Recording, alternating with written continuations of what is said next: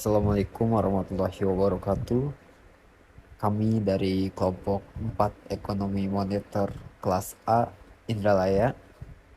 Pada kesempatan kali ini kami akan mempresentasikan mengenai mekanisme penciptaan uang.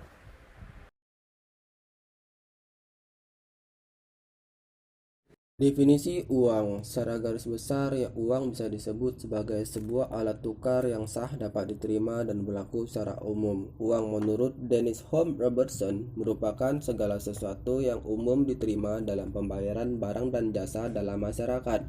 Fungsi dasarnya yang pertama, alat pembayaran. Artinya alat yang digunakan untuk membayar atas pembelian barang dan jasa yang telah dilakukan. Alat pembayaran biasanya berbentuk uang baik tunai maupun non-tunai. Yang kedua, alat penyimpan nilai. Penyimpan nilai berarti kemampuan sebuah aset, khususnya uang, untuk memiliki nilai dari waktu ke waktu.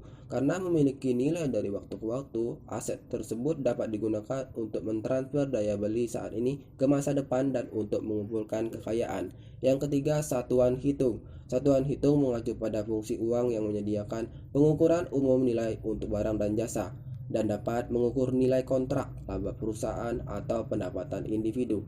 Yang keempat, standar untuk pembayaran yang ditangguhkan, yang mana berfungsi sebagai alat pembayaran utang, maka utang tersebut akan lunas dan tidak lagi ditagih lagi jika dibayar dengan uang. Uang sendiri bisa berbentuk benda atau yang lain dengan syarat diterima oleh masyarakat dalam satu wilayah tertentu untuk memproses pertukaran baik barang maupun jasa. Dengan demikian, definisi uang adalah sebuah objek yang keberadaannya diterima oleh umum atau masyarakat untuk melakukan penukaran barang atau jasa.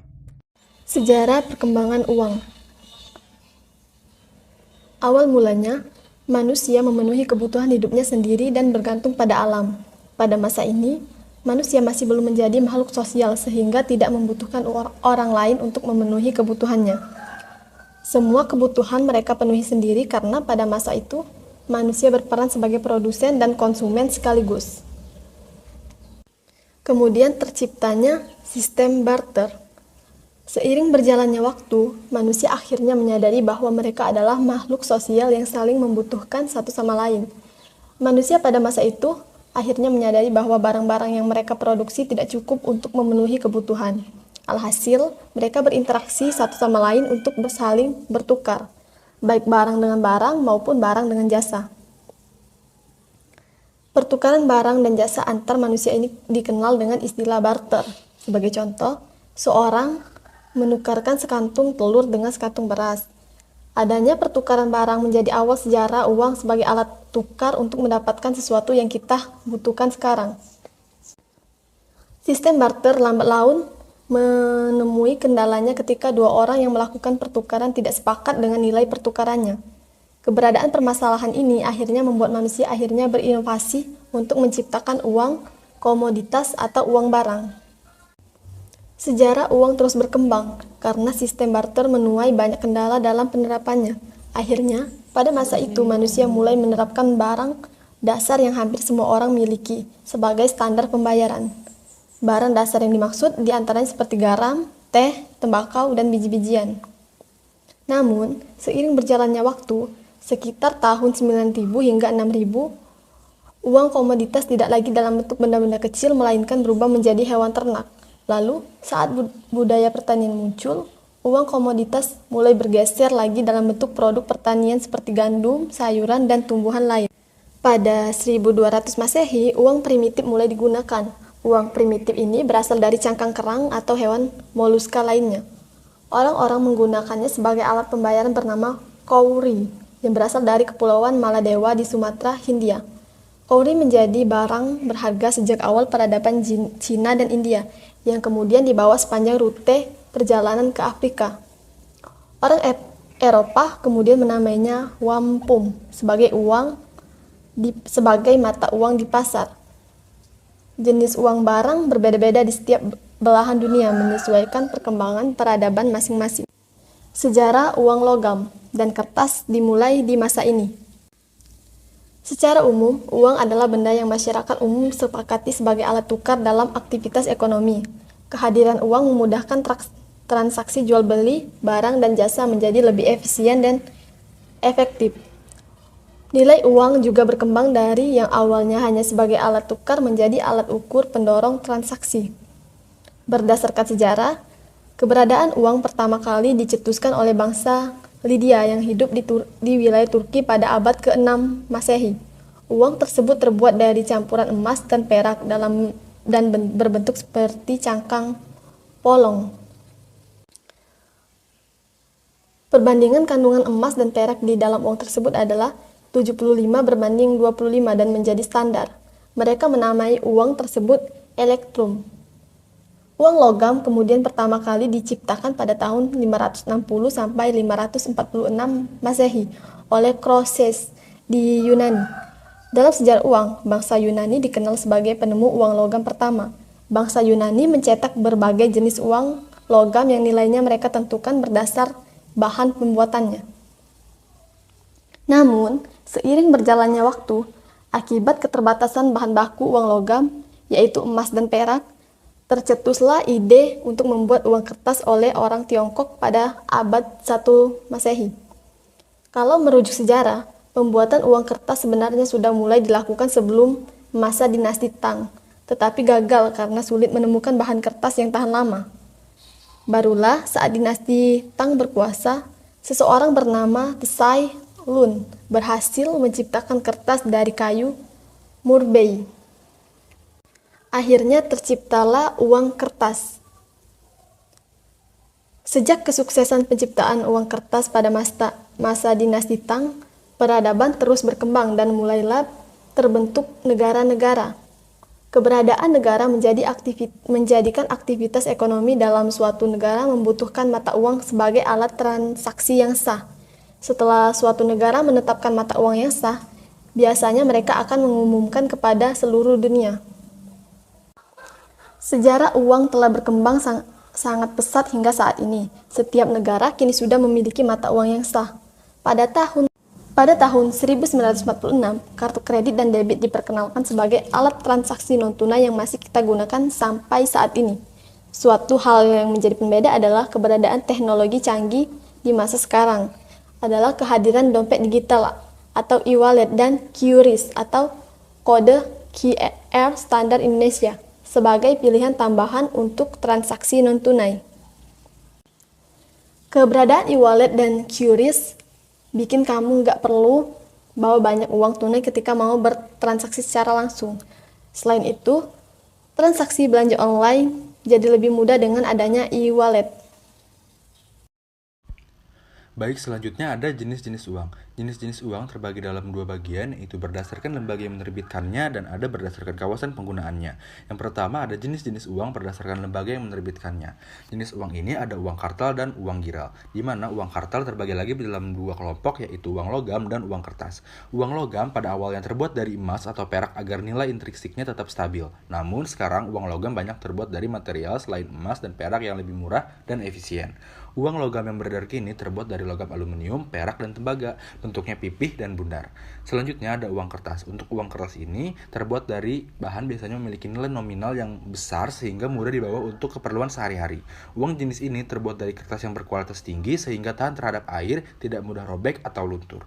Selanjutnya ada uang giral. Uang giral ini tercipta akibat semakin mendesaknya kebutuhan masyarakat terhadap alat tukar yang lebih mudah, praktis, dan aman.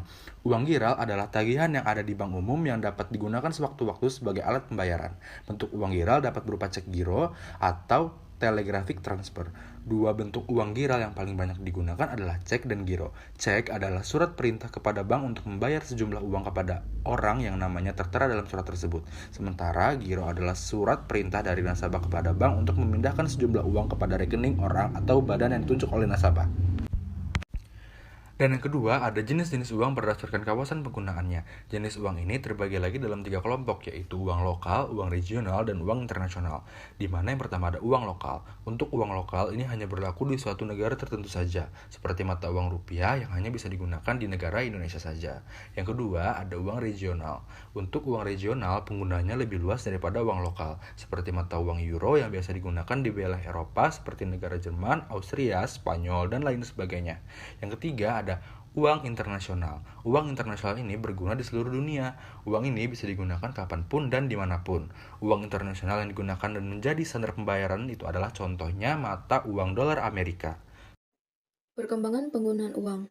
Dalam perkembangannya, uang menjadi 3 jenis, yaitu yang pertama uang barang, lalu yang kedua uang kertas, dan yang ketiga adalah uang giral. Yang pertama adalah uang barang. Uang barang adalah alat tukar yang menggunakan dua jenis barang yang sama-sama dibutuhkan oleh dua orang atau lebih. Salah satu contohnya adalah sistem barter beras dan garam yang hanya terjadi saat dua orang dari dua rumah tangga membutuhkan kedua barang tersebut, sehingga terjadilah pertukaran atau barter. Dalam pertukaran, kedua barang tersebut harus sesuai syarat uang barang, yaitu satu, kelangkaan. Kelangkaan ini adalah syarat di mana barang yang ditukarkan oleh dua orang atau lebih berjumlah terbatas. Lalu yang kedua adalah daya tahan. Barang yang telah ditukarkan oleh dua orang atau lebih memiliki jangka penyimpanan yang tahan lama dan tidak mudah rusak. Lalu yang ketiga adalah nilai tinggi. Maksudnya, nilai dari barang ditukarkan ini haruslah bernilai mahal dan ketika bertransaksi harus dalam jumlah yang sedikit. Lalu, selain dari syarat tersebut ada kelemahan uang barang, yaitu satu, tidak bisa disimpan. Karena barang yang ditukarkan tidak berbentuk kertas, logam, ataupun kain, jangka penyimpanan barang ini sangat terbatas, sehingga sangat mudah busuk atau rusak jika tidak tersimpan dengan benar. Lalu yang kedua adalah tidak punya pecahan yang jelas. Jika bertransaksi dengan barang tidak bisa ditentukan dalam jumlah satuan, sehingga uang pecahan atau sisa dari transaksi tidak bisa dikembalikan pada dua orang yang melakukan barter. Tapi, kemudian karena uang barang terlalu lemah, tercipta uang logam yang lebih baik dari uang barang karena lebih langka. Dapat dipecah dengan satuan lebih jelas dan dapat disimpan dengan lebih baik. Yang kedua adalah uang kertas. Dilatar belakangi oleh pemikiran bank konvensional yang ingin memiliki keuntungan untuk kepemilikan atas emas dan perak yang langka.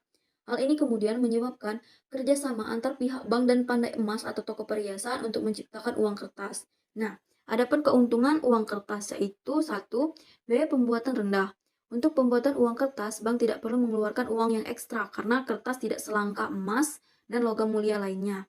Lalu, dua, pengirimannya mudah. Uang logam dalam pengirimannya harus menggunakan peti atau benda yang lebih besar, sehingga tidak terlalu efisien seperti uang kertas yang pengirimannya dapat dikirim melalui kantong atau wadah yang lebih efisien. Yang ketiga adalah dapat dipecahkan dalam berbagai jumlah. Hal ini lebih simpel dalam pecahan karena dapat dipecah dalam banyak jumlah yang signifikan dan kecil. Lalu yang keempat adalah jumlah mata uang lebih jelas dan mudah dijumlahkan. Dengan dicetak berbentuk kertas dan memiliki nomor jumlah uang, hal ini memudahkan penjual dan pembeli menjumlahkan uang yang perlu dibayarkan. Lalu kekurangan dari uang kertas yang pertama adalah satu, susah untuk dibawa dalam jumlah banyak.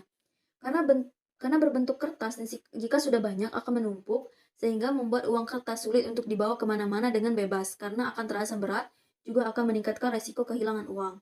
Lalu yang kedua adalah mudah rusak. Karena terbuat dari kertas, uang akan lebih mudah robek dan rusak dibandingkan dengan logam dan emas. Lalu yang ketiga adalah uang giral. Uang ini dikeluarkan oleh bank komersial seperti cek dan alat pembayaran giro lainnya, yaitu ATM yang banyak digunakan oleh orang-orang sekarang.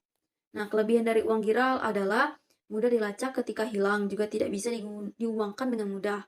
Karena uang giral pada dasarnya harus mendaftar terlebih dahulu, maka uang giral baik cek maupun ATM tidak bisa dikeluarkan oleh sembarang orang, karena membutuhkan beberapa data pribadi terdaftar pemilik sehingga akan lebih aman saat hilang. Lalu yang kedua adalah dapat dipindahkan dengan cepat. Dengan uang giral, pemilik tidak usah mengantongi uang yang banyak ketika akan keluar. Cukup hanya menggunakan kartu ATM yang terisi uang ketika akan belanja. Lalu yang ketiga itu tidak perlu uang kembali. Nah, karena menggunakan cek dan kartu ATM, pemilik tidak memerlukan uang kembali, sebab hanya akan bertransaksi dengan uang pas. Lalu selain dari kelebihan, uang giral juga memiliki kekurangan, yaitu satu, tidak efektif untuk membayar transaksi dengan uang kecil, karena menggunakan cek yang satu lembarnya lumayan mahal. Hal ini menyebabkan ketika bertransaksi dengan uang kecil akan membuat pemilik berpikir dua kali, sebab tidak sebanding dengan harga yang akan dikeluarkan. Lalu yang kedua adalah tidak semua dapat menerimanya. Meski telah mengalami modernisasi, beberapa toko di beberapa negara masih menggunakan pembayaran manual tanpa alternatif lain, seperti giro dan ATM. Motif memegang uang menurut J.M. Keynes. 1. Motif transaksi atau transactional motif. Orang memegang uang untuk memenuhi dan melancarkan transaksi-transaksi yang dilakukan dengan orang lain. Permintaan akan uang dari masyarakat untuk tujuan ini dipengaruhi oleh pendapatan nasional dan tingkat bunga. Semakin besar pendapatan nasional, semakin besar pula transaksi yang dilakukan masyarakat dan semakin pula kebutuhan akan uang untuk memenuhi tujuan transaksi tersebut. 2. Motif berjaga-jaga atau precautionary motive. Orang biasanya berjaga-jaga karena tidak tahu peristiwa apa yang akan menimpanya di masa depan. Orang akan lebih siap untuk menghadapi hal-hal yang tidak dapat diduga sebelumnya bila mempunyai uang. 3. Motif spekulasi atau spekulatif motif. Motif spekulasi bertujuan untuk memperoleh keuntungan dengan mengetahui secara baik situasi pasar yang akan terjadi di masa yang akan datang. Keuntungan itu akan diperoleh jika yang diramalkan itu benar-benar terjadi. Banyaknya uang yang ditahan atau disimpan tergantung sekali pada tingkat bunga yang berlaku. Dalam perekonomian modern, di mana suatu pemerintahan yang struktur kelembagaannya sudah tertata dengan baik, penguasa negara menetapkan serta memiliki lembaga yang mempunyai wewenang dan memegang peranan utama dalam penciptaan uang, yang meliputi kegiatan pengeluaran dan pengedaran uang. Lembaga ini dikenal sebagai otoritas moneter atau bank sentral. Jadi, otoritas moneter adalah suatu entitas yang memiliki wewenang untuk mengendalikan jumlah uang yang beredar pada suatu negara, memiliki hak untuk menetapkan suku bunga dan parameter lainnya yang menentukan biaya dan persediaan uang, serta mengendalikan jumlah uang beredar, baik dalam standar barang atau komoditi standar maupun standar kepercayaan atau fiat standar, tidak boleh terlalu berlebihan ataupun kurang. Mengapa demikian? Hal ini terjadi tidak lain karena keberadaan uang dianggap mewakili keberadaan negara bersangkutan. Sangatlah wajar apabila ditetapkan lembaga yang atas nama negara atau pemerintahan yang berwenang untuk menciptakan uang. Dengan semakin tumbuh dan berkembangnya suatu pemerintahan, terutama dengan semakin meningkatnya kegiatan perekonomian suatu negara, keberadaan lembaga yang mengatur hal-hal yang berkaitan dengan masalah uang tersebut semakin dibutuhkan.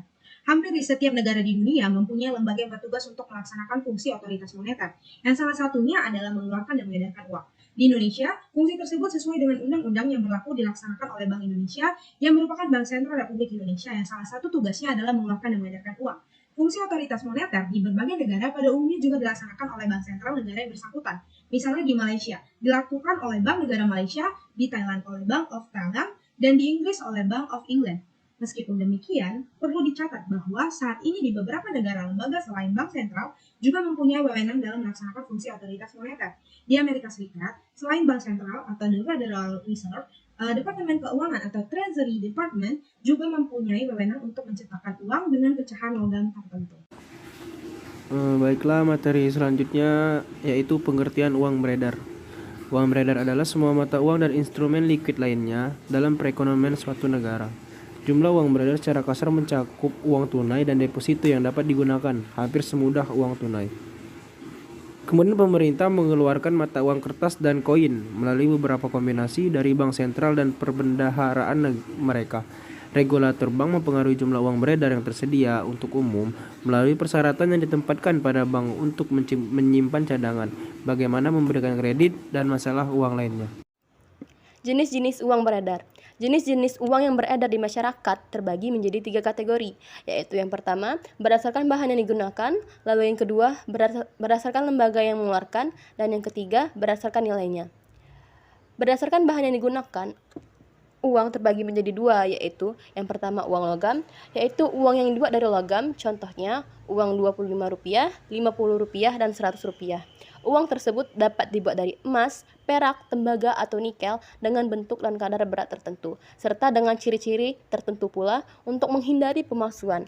Ciri-ciri tersebut diumumkan oleh pemerintah agar diketahui masyarakat. Lalu yang kedua ada uang kertas, yaitu uang yang dibuat dari kertas, contohnya uang Rp1.000, Rp5.000, Rp10.000, Rp20.000, Rp50.000, dan Rp100.000. Uang tersebut dibuat dengan kertas khusus supaya sulit dipalsukan. Lalu kemudian berdasarkan lembaga yang mengeluarkan, uang terbagi menjadi 2, yaitu yang pertama uang kartal, yaitu uang yang dikeluarkan oleh negara berdasarkan undang-undang dan berlaku sebagai alat pembayaran yang sah. Uang kartal di Indonesia terdiri atas uang logam dan uang kertas. Lalu yang kedua ada uang giral, yaitu dana yang disimpan pada rekening koran di bank-bank umum yang sewaktu-waktu dapat dipergunakan untuk melakukan pembayaran dengan perantara cek, milet giro, atau perintah membayar.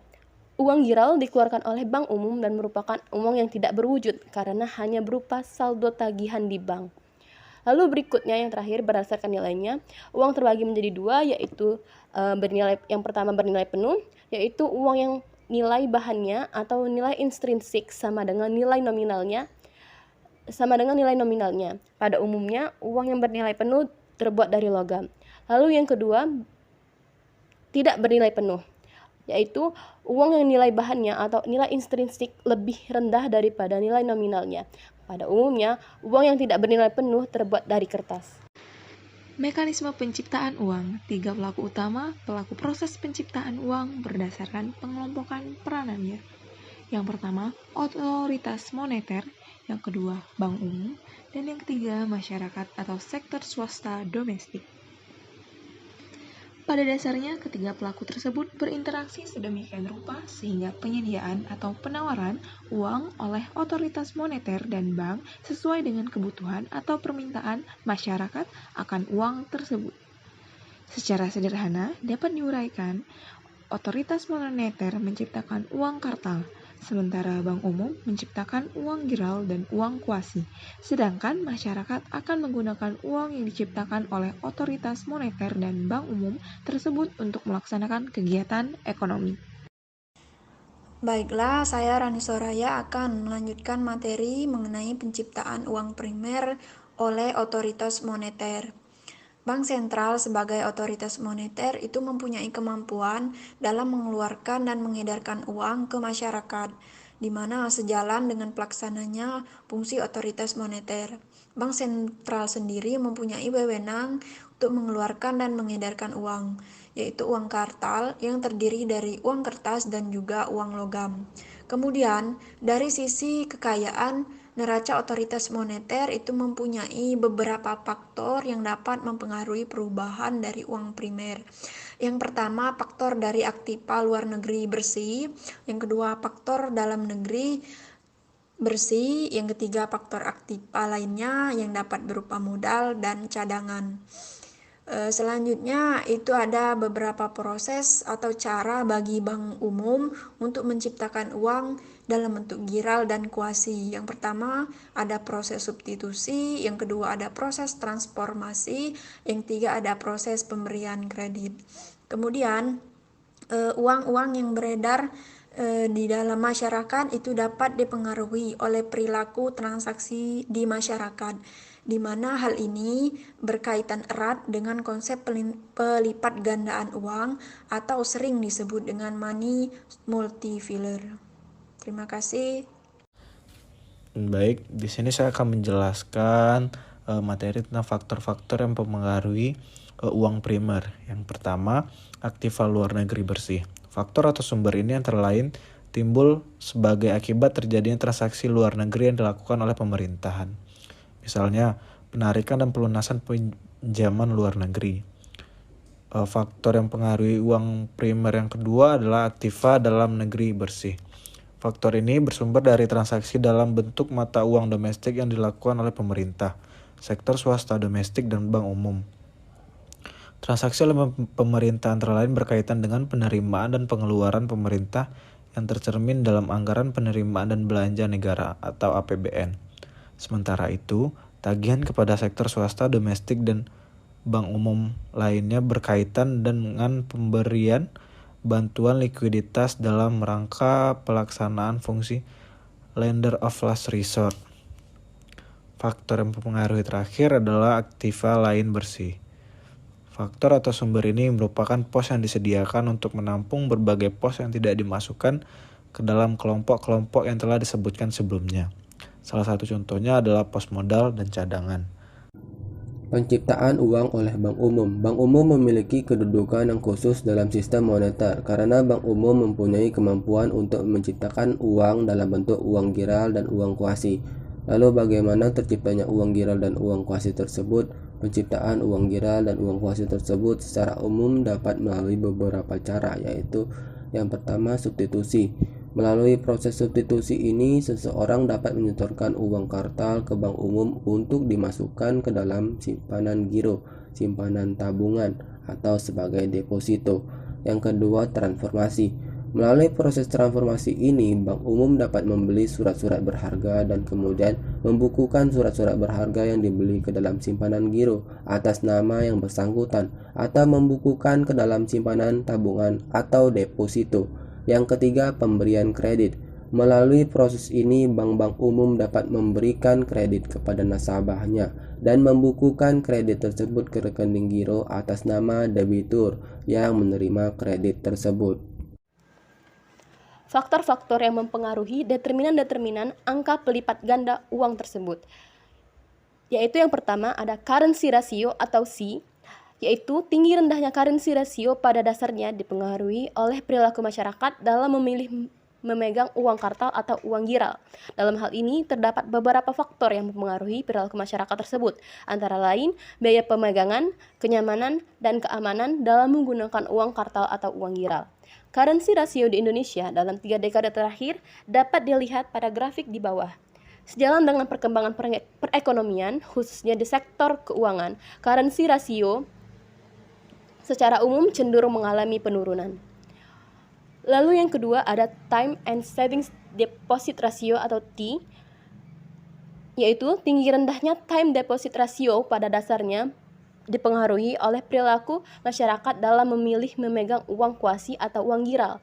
Dalam hal ini terdapat beberapa faktor yang mempengaruhi perilaku masyarakat tersebut, antara lain biaya relatif atau opportunity cost, pendapatan masyarakat, dan inovasi atau kemajuan layanan sektor perbankan. Time and Savings Deposit Ratio di Indonesia pada dekade terakhir dapat dilihat pada grafik di bawah. Sejalan dengan perkembangan perekonomian, khususnya di sektor keuangan, sejak tahun 1983, Time and Savings Deposit Ratio mengalami peningkatan yang berarti secara terus-menerus. Seperti diketahui, sejalan dengan kebijakan deregulasi perbankan 1 Juni 1983, pagu suku bunga pada kredit dihapuskan. Hal ini mendorong peningkatan suku bunga simpanan yang selanjutnya mendorong mobilisasi dana masyarakat untuk mendukung kegiatan ekonomi. Selanjutnya adalah reserve ratio atau dilambangkan dengan R. Reserve ratio dapat dibagi menjadi dua komponen juga, yaitu rasio cadangan resmi terhadap simpanan masyarakat atau legal reserve ratio yang dipengaruhi oleh ketentuan otoritas moneter dan rasio kelebihan cadangan terhadap simpanan masyarakat atau excess reserve ratio yang dipengaruhi oleh keperluan bank akan likuiditas jangka pendek. A. Ketentuan otoritas moneter.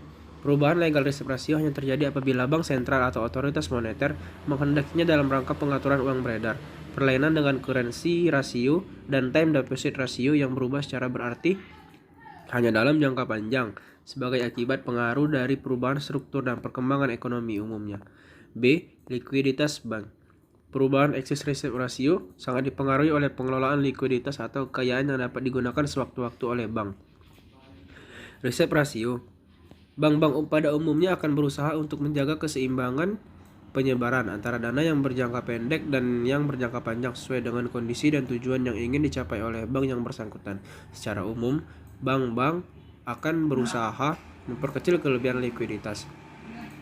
Perkembangan reserve ratio sangat terkait dengan perkembangan kebijakan penetapan reserve requirement atau RR oleh Bank Indonesia.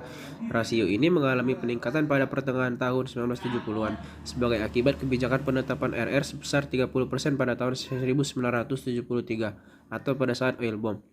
Penurunan rasio secara berarti terus terjadi. Sejalan dengan penurunan RR menjadi 15% pada tahun 1977 dan 2% pada tahun 1988.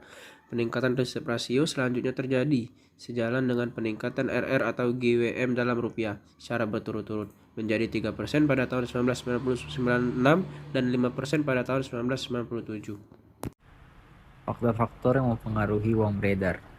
1. Kebijakan bank sentral berupa hak otonom dan kebijakan moneter, di mana kebijakan tersebut meliputi politik diskonto, pasar terbuka, cash ratio, serta kredit selektif. Yang kedua, kebijakan pemerintah melalui Menteri Keuangan yang bertujuan untuk menambah peredaran uang dengan cara mencetak uang logam dan uang kertas yang nominalnya kecil.